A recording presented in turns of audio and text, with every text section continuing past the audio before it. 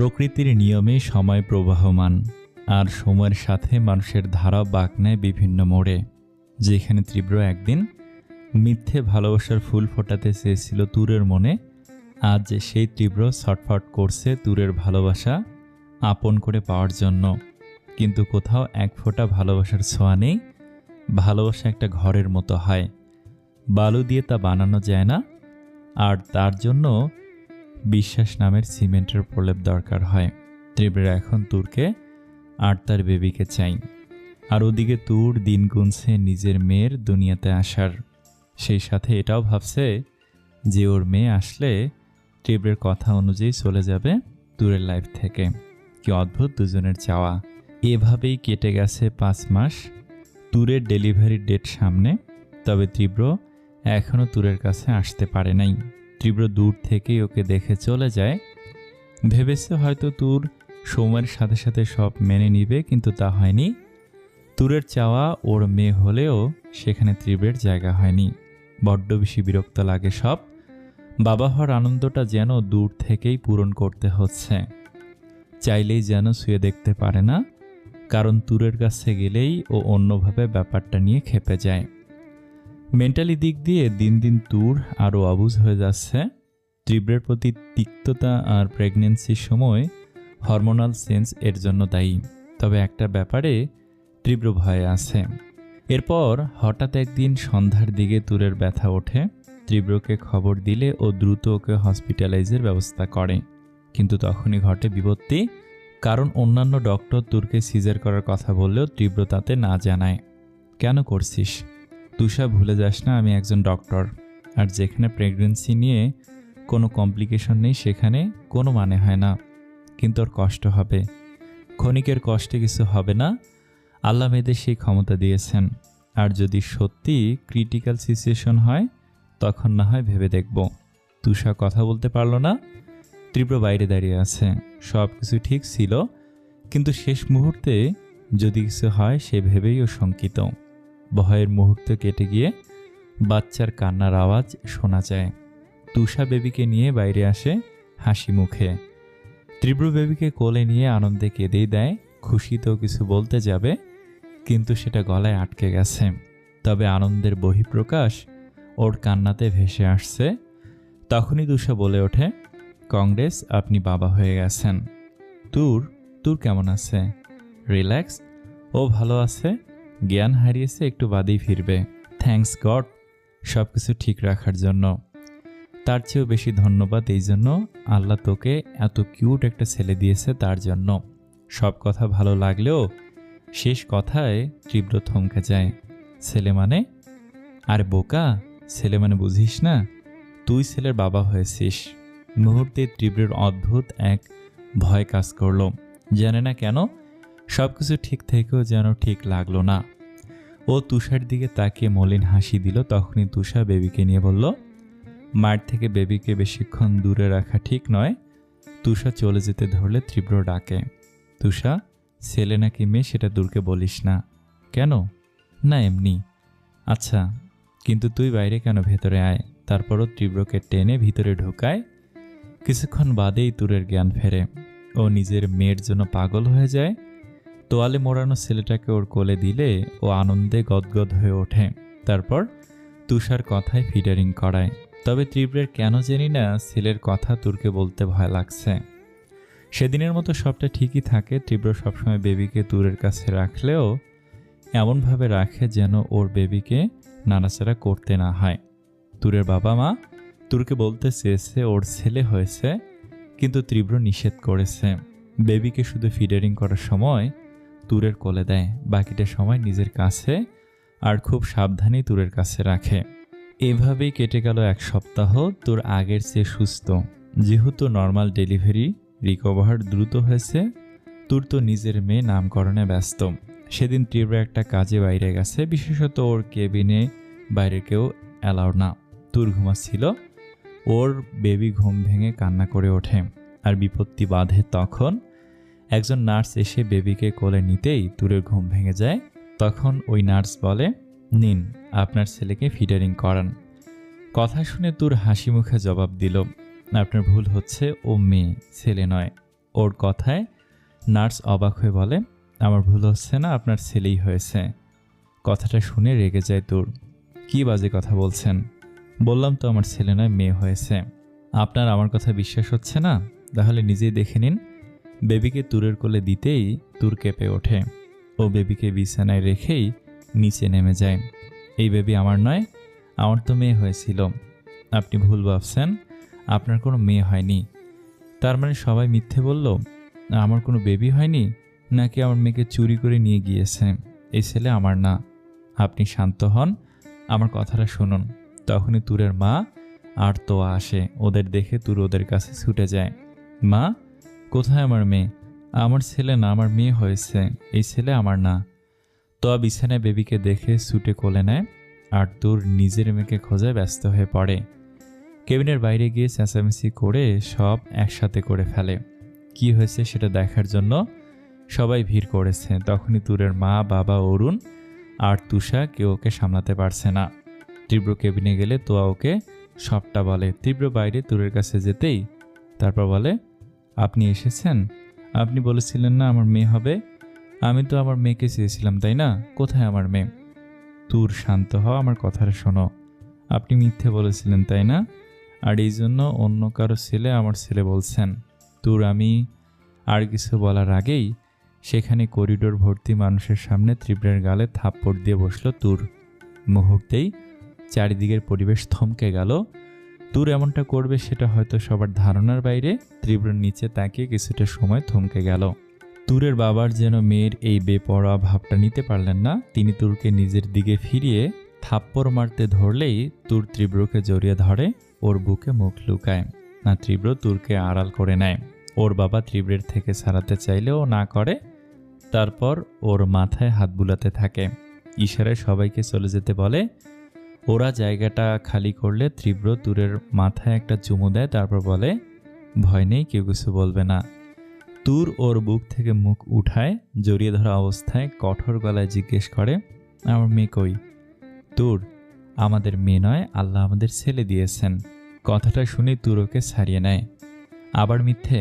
এতদিন যে মেয়ের জন্য বসেছিলাম, তার নামে আবার মিথ্যে? তুর তীব্রের কথা না শুনে চলে গেল। ও ওর সিদ্ধান্তে অটল। ওর ধারণা এটা ওর সন্তান নয়, আর তাই ওকে কোলে পর্যন্ত নিচ্ছে না। সবাই বেবিকে খাওয়ানোর রাগারাগি করলেও তুর তাতে নাকচ। আমি ঠিক এই ভয়টাই পাচ্ছিলাম, এই জন্য আমি চাইনি তোর মা হোক। এখন কি করবে তুমি ভালো করেই জানো। আমার ধারণা মতে তুর পোস্টপার্টাম সাইকোসিস, মানসিক রোগে আক্রান্ত হয়েছে। তীব্র চুপ। দেখো তীব্র, বাচ্চা জন্মের সময় হঠাৎ হরমোন নিঃসরণ, নিজের কোনো মানসিক স্বাস্থ্য সমস্যা থাকলে, বিশেষ করে বাইপোলার ডিসঅর্ডার বা সিজোফ্রেনিয়ার রোগী হয়ে থাকলে, বাচ্চা প্রসবের সময় কোনো ভীতিকর পরিস্থিতির সম্মুখীন হয়ে থাকলে, আশানুরূপ বাচ্চা না হওয়া, গায়ের রং বা লিঙ্গ ইত্যাদি যে কোনো কারণে রোগটি হয়। আর তুরের ব্যাপারটায় যা বলা যায়, তুর যেহেতু আগে থেকে মানসিক সমস্যায় ছিল, তাছাড়া বাচ্চাটা আশানুরূপ হয়নি, মানে মেয়ের পরিবর্তে ছেলে, তাই বলা যায় এখন তুরের এই জন্যই পোস্টপার্টাম সাইকোসিস হয়েছে। এখন কি করব? তোমার আমার কিছুই করার নেই। 1000 জনে 1-2 জনের এই রোগটি হয়। আর তুমি জানো এই রোগ হলে মা তার সন্তানের জন্য কতটা মারাত্মক হতে পারে। আর দিন দিন রোগটা আরও ভয়ঙ্কর হবে। তুর নিজের ফ্রাস্ট্রেশনে এসে বেবির ক্ষতি করলেও দ্বিধা করবে না। এখন তোমার একটাই কাজ, তুরকে যত সম্ভব বেবির থেকে দূরে রাখা, আর অবশ্যই যে কোনোভাবে তুরকে দিয়ে বেবিকে ফিডারিং করানো। Okay sir. রুমে এসে দেখে তুর কোনোভাবে বেবিকে ফিডারিং করাতে রাজি হচ্ছে না। তীব্র কি করবে কিছু ভেবে পেল না। এদিকে তোয়া প্রচণ্ড রেগে গেছে। ও গিয়ে বেবিকে ফিডারিং করাতে বললে তুর বলে উঠল, আমি আরেকজনের বেবিকে কেন খাওয়াবো? কারণ ওর মা মারা গেছে। দুধের শিশু একটু খাইয়ে বাঁচলে তোর মান কমে যাবে? প্রচণ্ড রেগেই বলল কথাগুলো। এর প্রেক্ষিতে তুর আর কিছু বলল না। নে খাওয়া, যদি না খাওয়াস তাহলে আর কি, কোথাও নিয়ে ফেলে দিয়ে আসবো। তুই আমাকে বলতি না মেয়েরা কিভাবে বাচ্চাকে ডাস্টবিনে ফেলে দেয়? এই জন্য। ওর তো মানেই, তুই ওকে খাওয়ানোর পর আর যখন খাওয়াবি না তখন আর কি করব, ফেলে দিয়ে আসি। কথাটা যেন তীব্রের হৃদয়কে কেটে বের করে দিয়ে গেল। নিজের বাচ্চার এমন কথা হয়তো কারোরই কাম্য নয়, এটাই শোনা বাকি ছিল, কিন্তু কিছু বলার নেই।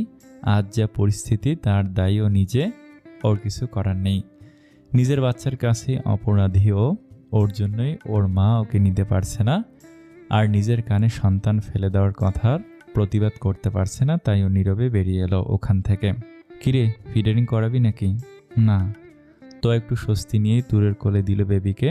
তুর ওকে ফিডারিং করাতে ও চুপ হয়ে গেল। কেটে গেছে 6 মাস। তুর নিজের বাড়িতে আছে। হাসপাতাল থেকে আসার পর তো বেবিকে নিয়ে আসে। তুর ওকে খাওয়ায় ঠিকই, কিন্তু আপন করে নিতে পারেনি। এমনটা নয় যে মায়ায় পড়েনি, কিন্তু স্বাভাবিকভাবে আপন করতে পারেনি বেবিকে। কতবার যে ওর প্রতি ভায়োলেন্ট হয়ে গেছে তার ইয়াত্তা নেই। বেবিকে তোয়াই রেখেছে। তুরকে দোষ দিয়ে লাভ নেই, এটা হয়েছে অসুখের জন্য। তীব্র এতদিনে বুঝতে পেরেছে তুর ওকে মেনে নিবে না, পরন্ত তুরের কাছে থাকা মানে ওকে আরও অসুস্থ করে দেওয়া। কারণ তুরের এতদিন কিছুটা হলেও স্বাভাবিক হওয়ার কথা, কিন্তু তা হয়নি, বরং দিনকে দিন সেটা বেড়ে চলেছে। কলিং বেল বাজতেই তোয়া দরজা খুলে দেয়। আপনি? বেবিকে দেখতে এসেছি। এখন আসবো? আসুন। ভিতরে ঢুকতেই তীব্র চারপাশে দেখে নেয়। তখনই তোয়া বলে, ভয় নেই, তোর ঘুমিয়েছে, আমি বেবিকে নিয়ে আসছি। স্বস্তির নিঃশ্বাস ফেলে তীব্র। তোয়া বেবিকে ওর কোলে দিয়ে বলে, নাম রাখবেন না? মলিন হেসে তীব্র মাথা নাড়ায়, তারপর বলে, 1 গ্লাস পানি দিও তো। তোয়া পানি আনতে যেতে ধরলে তীব্র ওকে পেছন থেকে ডাকে, কিছু বলবেন? অনেক ধন্যবাদ তোমাকে তোয়া, এভাবে তুর আর বেবির খেয়াল রাখার জন্য। ওর জন্য তুমি নিজের সংসারেও তানের কাছে যেতে পারছো না, এই জন্য আমার চেয়ে বেশি খুশি তান। আর এমনিতেও আমার কোনো সমস্যা নেই। তারপরও ভিতরে চলে যায় আর তীব্র দীর্ঘশ্বাস ছাড়ে। ভাইয়া, আপনার পানি। ফিরে এসে বেশ অবাক হয় তোয়া। তীব্র নেই, কই গেল? তো ওদিকে মুড়তেই দেখে টেবিলে একটা চিঠি। তো ওটা নিয়ে পড়তেই দেখে তাতে লেখা, আমার ছেলে আর তোরকে দেখে রাখার জন্য তোমার আর তানের প্রতি কৃতজ্ঞ। আমি ওকে নিয়ে চলে যাচ্ছি। ওর 6 মাস পূরণ হয়ে গেছে। মায়ের মধ্যে করে হয়তো ওকে আমি বড় করতে পারবো না, কিন্তু নিজের পাপের জন্য শাস্তি তুরকে পেতে দিতে পারছি না।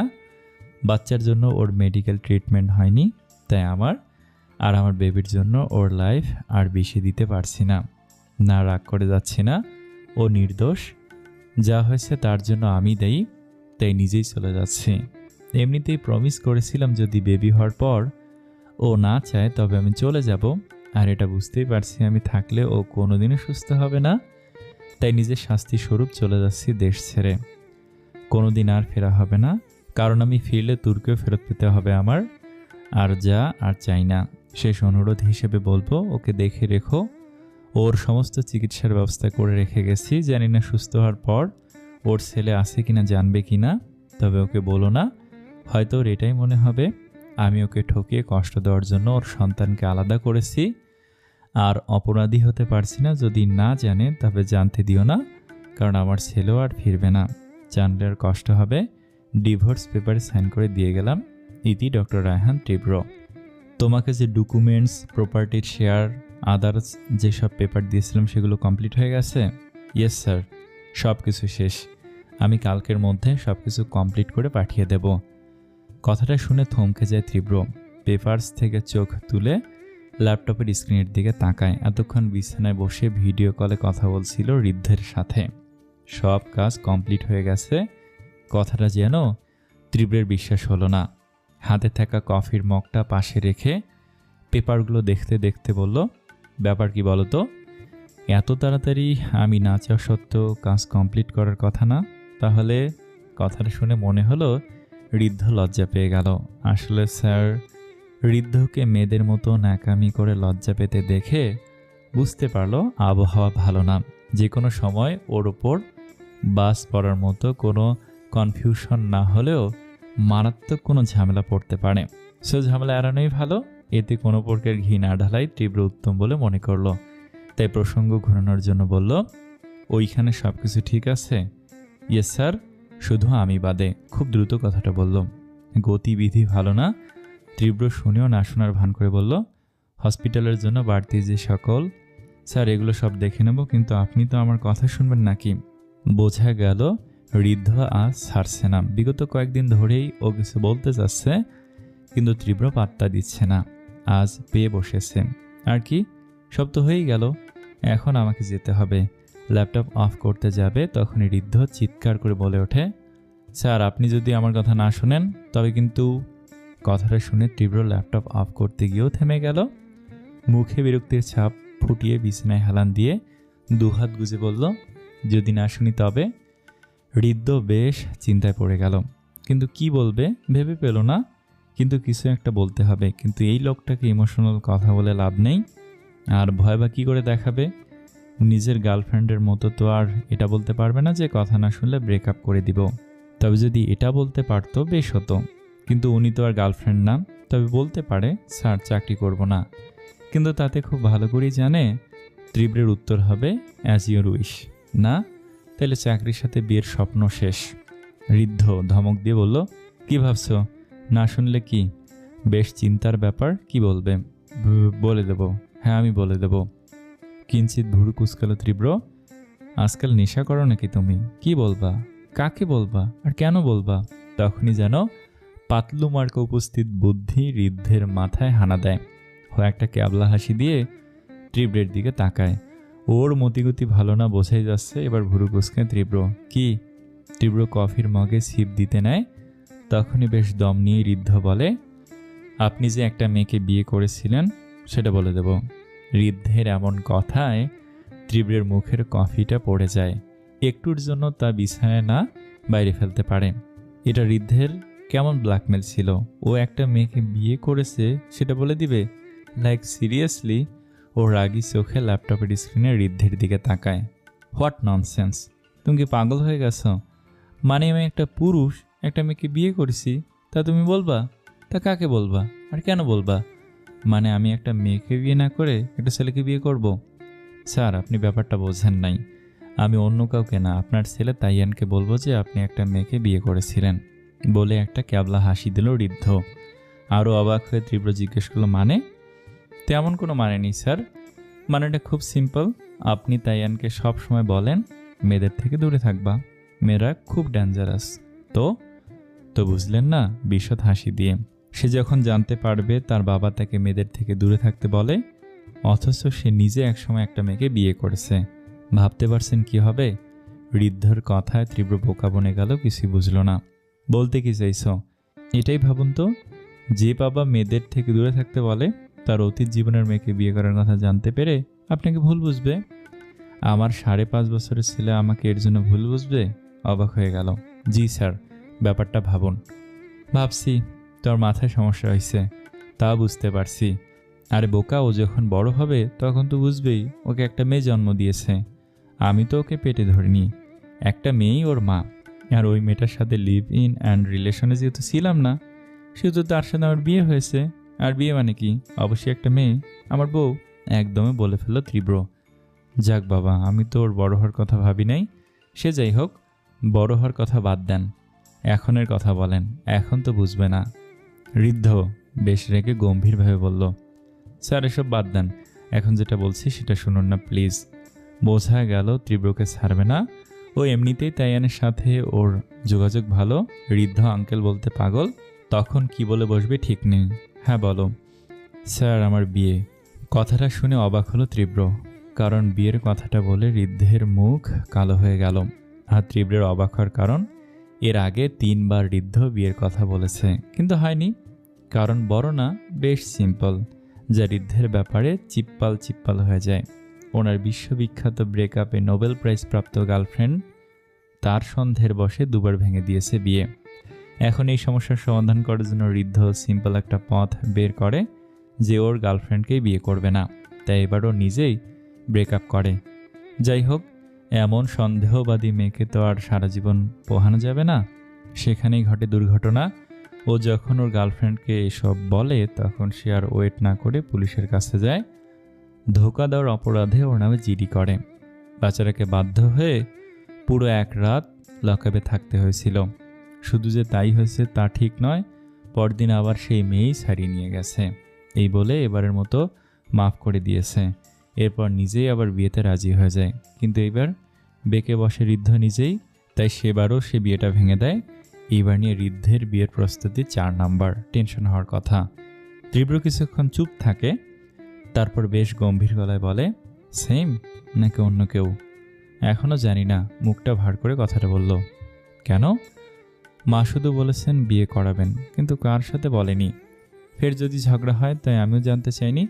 ইচ্ছে আছে বিয়েই করব না, কিন্তু তাও পারছি না ওনাদের জ্বালায়। ওনাদের এখন বউয়ের মুখ দেখতে হবে। বেশ হাসি পেল তীব্রের। তবু ওকে দেখানোর জন্য মুখ ভার করে একটা দীর্ঘশ্বাস ছাড়ল। নীরবতার রেশ কাটাতে তীব্র বলল, এখন আমি কি করতে পারি?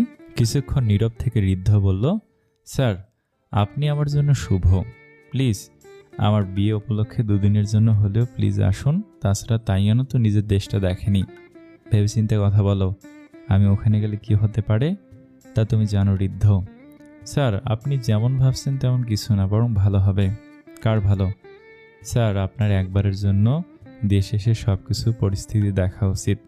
ট্যুরের জন্য আপনি আসছেন না, কিন্তু আপনার আরও কাছের মানুষ আপনার পথ চেয়ে বসে আছে। তান ভাই এমন কোনো দিন নাই যে আপনার কথা জানতে চায় নাই। আমি তবুও বারবার ওনাকে ইগনোর করি, মিথ্যে বলি। তোয়া ভাবি প্রায় প্রায় কল করে তাইয়ানের কথা জানতে চায়। 6 মাস নিজের সন্তানের মতো রেখেছে, জানতে চাইতেই পারে। একটু গম্ভীর হয়ে কথাটা বলল তীব্র। স্যার, একবারের জন্য হলেও আসুন। তাইয়ানেরও তো নিজের দেশটাকে দেখানো দরকার, তাই না? তাছাড়া ও যদি এখানে আসে তাহলে ওখানে গেলে অনেকেই ভালো থাকবে না ঋদ্ধ। স্যার, তাইয়ান আসলে সবাই একটু ভালো থাকার চেষ্টা করতে পারবে। আপনার এসে দেখা উচিত আপনি যাওয়ার পর সাথে কি নিয়ে গেছেন। ট্যুরের হয়তো আপনার যাবার কষ্ট নেই, কিন্তু আপনি যাওয়ার পর ট্যুরের সাথে থাকা প্রত্যেকটি মানুষের জীবন বিষিয়ে গেছে। মানে, যদি দেশে আসেন তবেই নিজেই দেখে নিয়েন। তবে প্লিজ স্যার, আমি চাই আপনি আমার জন্য হলেও একবার আসুন, অন্তত আমার বিয়ের জন্য। বিয়ের পর না হয় চলে যাবেন। ট্যুর কি চাইবে? কি আসে যায়? ট্যুরের সাথে তো আপনার দেখা হচ্ছে না, আর এমনিতেও ছেলের কথা ওর মনে নেই। আর আপনি আসলেও সেই ট্যুরকে পাবেন না যাকে রেখে গেছেন।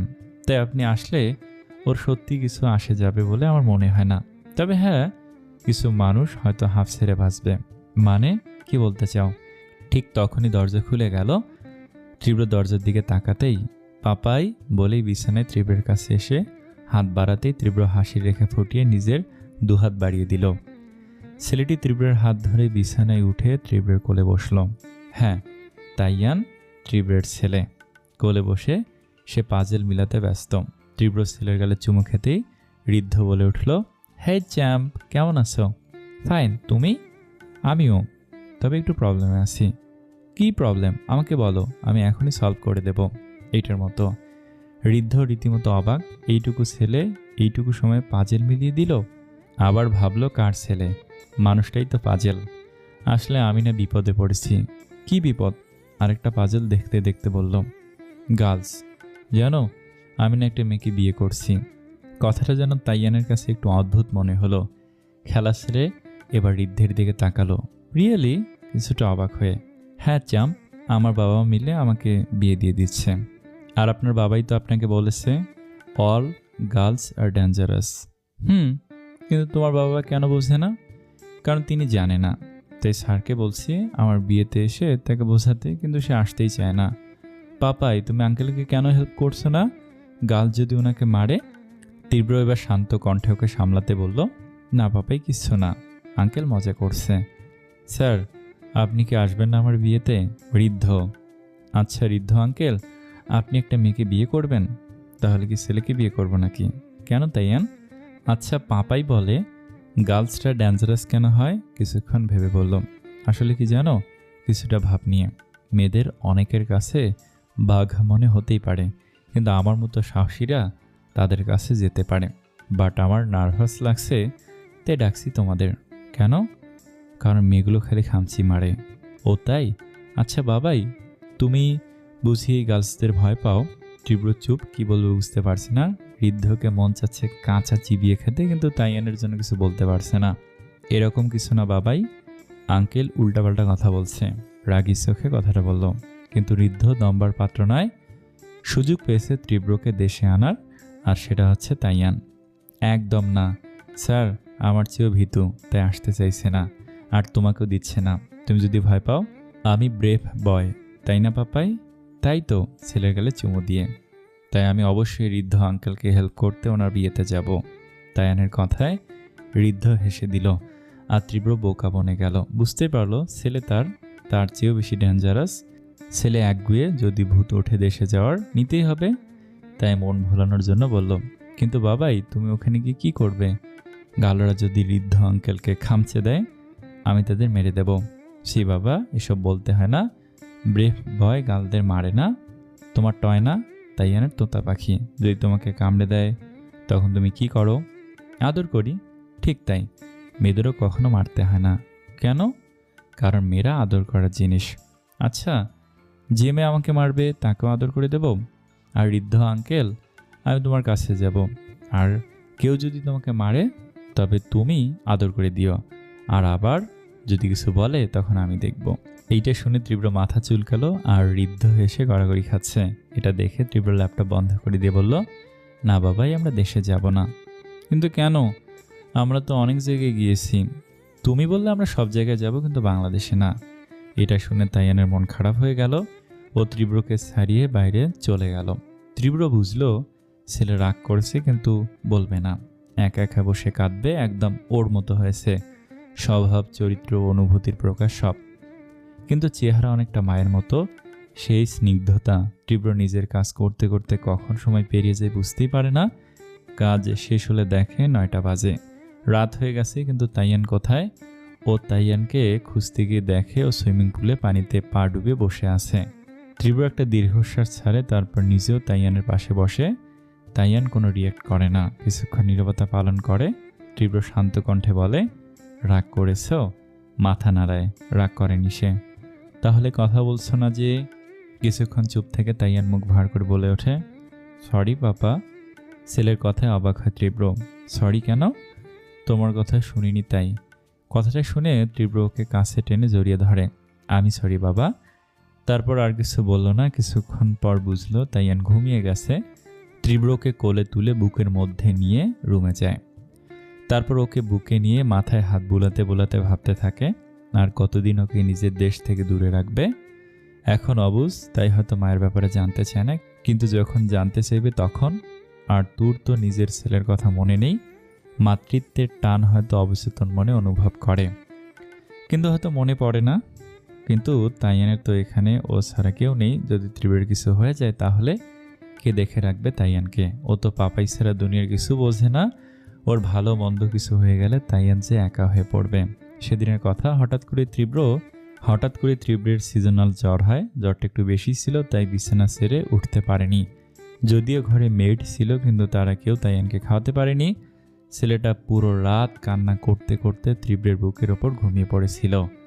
সকালে উঠে ছেলেকে এমনভাবে দেখবে আশা করেনি। ও না থাকলে আপন কেউ নেই তাইয়ানের। তাই ওর জন্য হলেও তীব্রকে দেশে ফিরতে হবে, নিজের জন্য না, ছেলের জন্য। তাহলে তো তুরকে দেওয়া প্রমিস ভাঙবে না, তাই না? তাছাড়া তুরের তো এটা জানা উচিত ওর ছেলে আছে। তখন না হয় অসুস্থ ছিল, এখন তো সুস্থ। ও তুরের কাছে স্বামীর অধিকারে না থাকলেও তাইয়ানের তো মায়ের অধিকার আছে। তুর নিজের সন্তানকে তো ফেলে দিবে না। তাছাড়া তাইয়ানকে শুধু ওর ওপর ডিপেন্ডেবল করা যাবে না, তাহলে ও না থাকলে ছেলেটা একা হয়ে পড়বে। যাই হোক, এবার তীব্র দেশে ফিরবে। কথাগুলো ভেবে তাইয়ানের কপালে চুমু দিল। তাইয়ান ঘুমের মাঝেই হেসে দিল। সকালে ঘুম থেকে উঠে তীব্র তাইয়ানকে ডাকে, পাপাই ঘুম থেকে ওঠো। আরেকটু না, স্কুল তো অফ। ঘুম কণ্ঠে, তাই তো উঠতে বলছি। তাইয়ানের কোনো সাড়া না পেয়ে তীব্রকে কোলে তুলে নেয়। এটা দেখে তাইয়ান কান্না জুড়ে দেয়। কোনো লাভ নেই। তারপর তাইয়ানকে ব্রাশ করিয়ে ফ্রেশ হয়ে নিজেও শাওয়ার নেয়। বাবা ছেলে অন্যরকম খেলায় মেতে ওঠে। ফ্রেশ হয়ে নাস্তা রেডি করে তাইয়ানকে ডাকতে ও খাবার নিয়ে হাজির। ছুটির দিন, সব কাজ নিজেরাই করে। তীব্র এক প্লেটে দুজনের খাবার রাখে। এখানে একটা গেম আছে, 2 গ্লাস দুধ রাখা। যে আগে দুধ শেষ করতে পারবে তাকে অন্যজনকে খাইয়ে দিতে হবে। গেমের মূল উদ্দেশ্য তাইয়ানকে দুধ খাওয়ানো। ও দুধ খেতে চায় না, তাই প্রতিদিনের মতো এই খেলা অনুষ্ঠিত হয়। তাইয়ান পাপাইয়ের হাত থেকে খাওয়ার জন্য তাড়াতাড়ি দুধ সাবার করে, আর তীব্র হেরে গিয়ে প্রতিদিন মুখ গোমরা করে খাইয়ে দেয়। প্রতিদিন যে তাইয়ান জিতে যায় তা নয়, মাঝে মাঝে তীব্র জিতে যায়। সেদিন তাইয়ান ওকে খাইয়ে দেয়।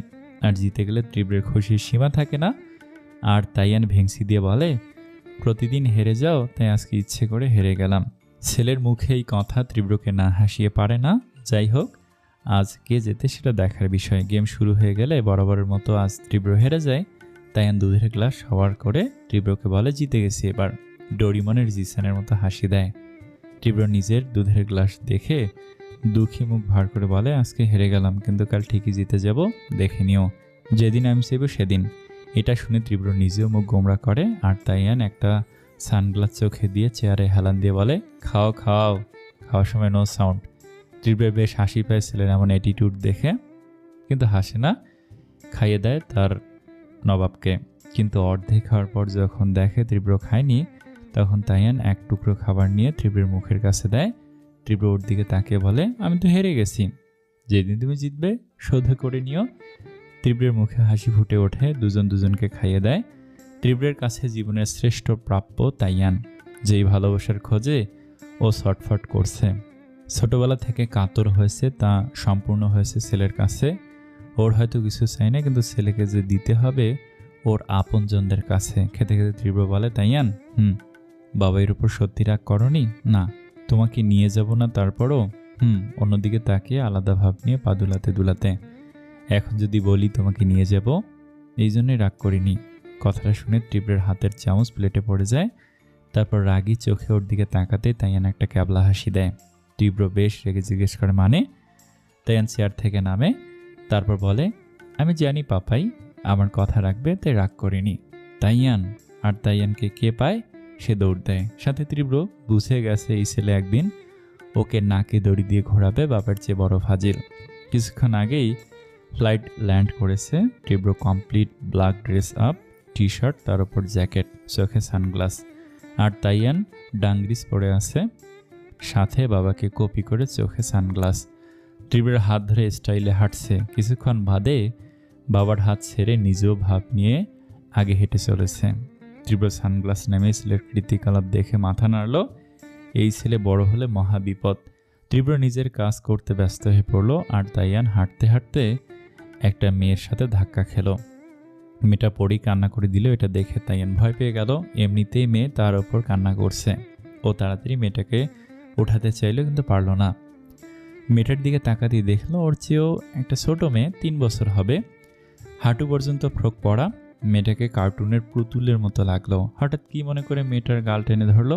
এটা দেখে মেয়েটি আরও জোরে কান্না করে ওর হাতে খামচি দিল। তখনই ওর ঋদ্ধের কথা মনে পড়ল, যে মেয়েরা নাকি খামচে দেয়। ও রেগে গেল। এই, তুমি আমাকে খামচি দিলে কেন? মেয়েটি ছোট, তাই কথা বাড়ছে। তুমি আমাকে ফুল দিলে কেন? আব্বাল আমার গাল টানলে, তাই তুমি আমাকে খামচি দেবে? মাথা নাড়িয়ে হ্যাঁ বলল। এটা দেখে তাইয়ান দৌড়ে পাপার কাছে গেল। কি হয়েছে? পাপাই, একটা মেয়ে আমাকে খামচি মেরেছে। ছেলের কথায় তীব্র আকাশ থেকে পড়ল। তুমি কি করছো? মারুনি তো? মাথা নাড়িয়ে গাল ফুলিয়ে না জানালো। স্বস্তি পেল তীব্র। ভালো করেছো বাবা, তোমাকে বলেছিলাম না মেয়েরা মারলে কিছু বলতে হয় না, কারণ মেয়েরা কিউটি হয়, তাই ওদের আদর করতে হয়। মেয়েরা আদর করার জিনিস। ঠিক আছে, গুড।